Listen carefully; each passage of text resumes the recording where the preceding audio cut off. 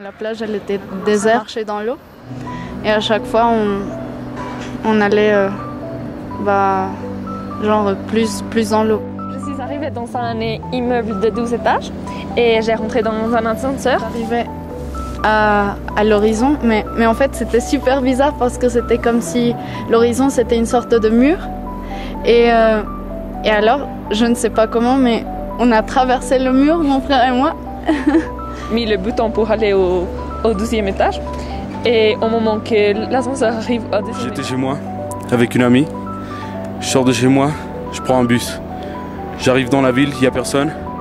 C'est tout noir. Tout à coup, il y a mon frère qui arrive.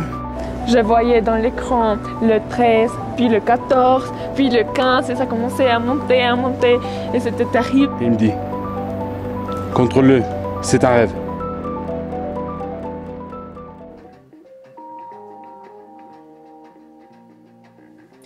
Un homme de 50 ans a passé environ 5 ans de sa vie à rêver. 5 ans 1800 jours, 4500 heures. 5 ans de sa vie, il a vécu dans un autre univers, un monde radicalement différent à la réalité quotidienne. Le rêve est notre intimité absolue. Rien n'est plus individuel que le rêve, et que tout ce qu'il fait correspond à un besoin.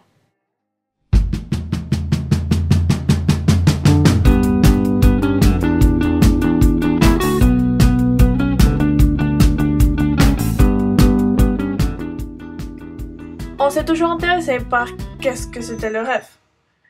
À cause de ceci, on a choisi la problématique pour notre TPE. Pourquoi le point de vue des surréalistes et des scientifiques diverge sur le rêve? Dans un premier temps, nous allons voir les préceptes de Freud et en quoi cette théorie est le lien entre les deux thèmes principaux. Pour après voir qu'est-ce que c'est le rêve pour les surréalistes et enfin, qu'est-ce que c'est le rêve pour les scientifiques.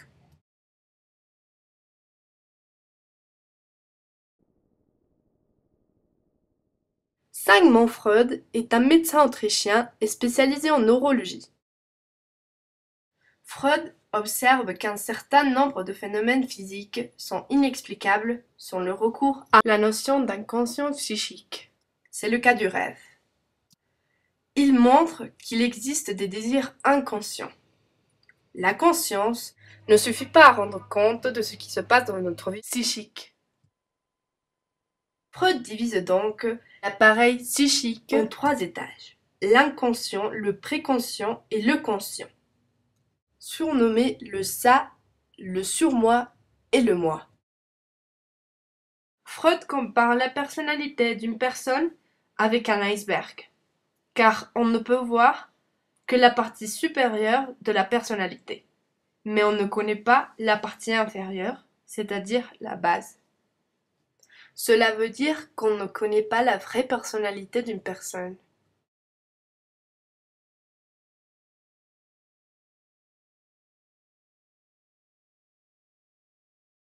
Le moi, la conscience, cherche à satisfaire les pulsions des plaisirs, mais il prend aussi en compte la réalité.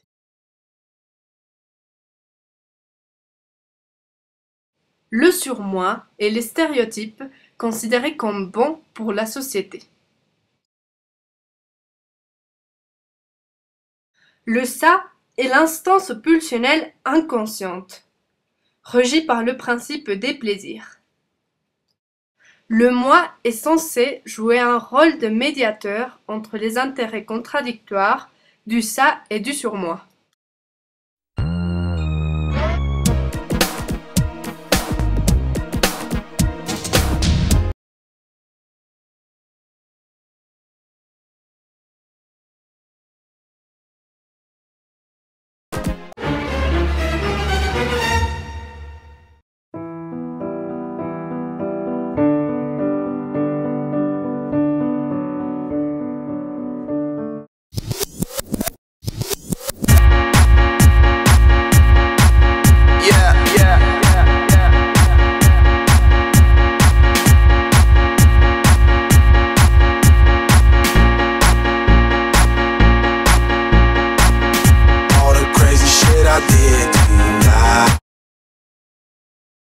Mais comment arriver à découvrir l'inconscient? Freud considérait que les rêves sont la voie royale qui mène à l'inconscient.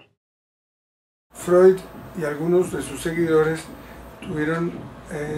trabajaron mucho con el contenido de los sueños, pero a través de la interpretación que hacía el propio paciente. Héritier du freudisme, le surréalisme tend à prouver que nos actes, qui semblent résulter du hasard, sont en réalité l'expression de nos désirs inconscients.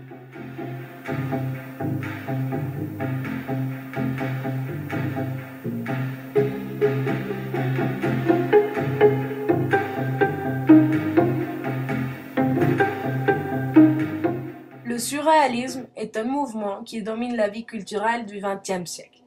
Dans l'Europe de 1914, à la suite du mouvement Dada et les préceptes de Freud, naît le premier mouvement des surréalistes avec le principe d'abandonner un monde où la guerre est significative.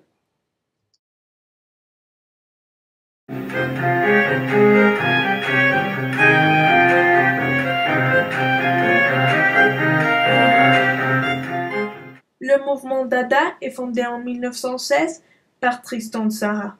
Ce mouvement veut renverser la conception traditionnelle de l'art par la provocation et la dérision.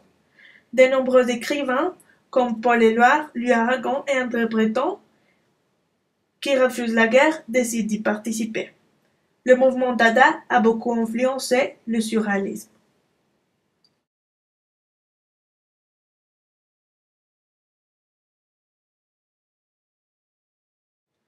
André Breton est né en Normandie en février 1896. Il naît dans une famille modeste et fait des études de médecine.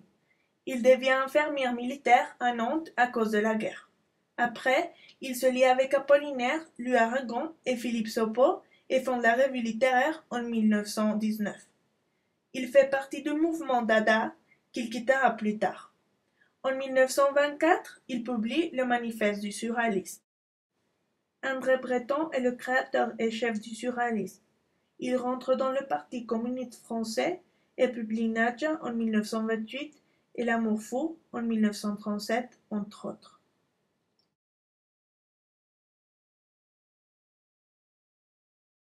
En 1924, André Breton écrit les manifestes du surréalisme, où il définit le surréalisme comme un automatisme physique par lequel on se propose d'exprimer, soit verbalement, soit par écrit, soit de toute autre manière, le fonctionnement réel de la pensée. Dictée de la pensée, en absence de tout contrôle, exercée par la raison, en dehors de toute préoccupation esthétique ou morale.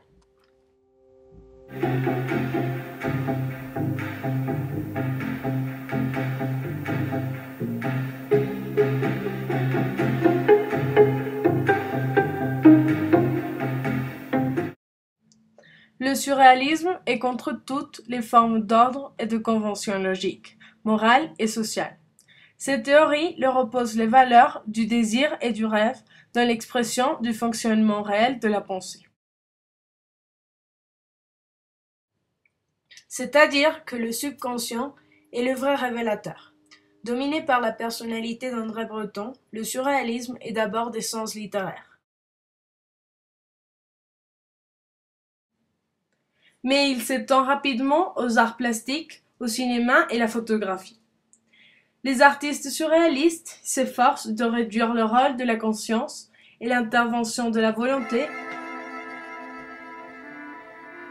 pour seulement représenter dans ses œuvres le désir et les rêves.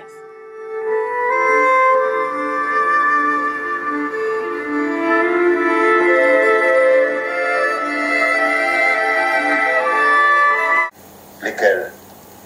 Un rêve lui rêvait qu'il y avait la main pleine de fourmis. Il m'a raconté le rêve. Et moi, j'ai rêvé un couteau qui coupait un œil. Alors, il a dit, on pourrait faire un film avec ça, avec des éléments comme ça, irrationnels. Et nous avons écrit le scénario en 7 jours. 7 jours? 7 jours.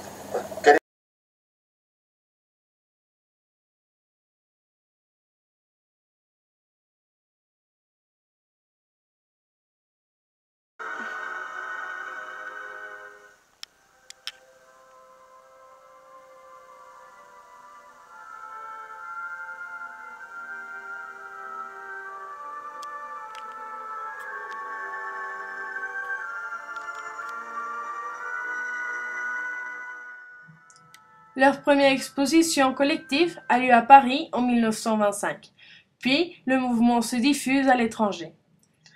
Le surréalisme a aussi inspiré l'art de nombreuses villes comme New York, Tokyo et Londres avec la pratique de l'automatisme et la libération totale de l'esprit.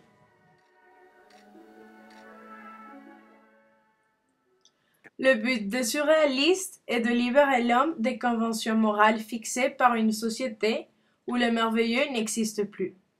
Pour ceci, les surréalistes veulent prouver que nos actes ne sont pas un hasard, mais une expression de l'inconscient.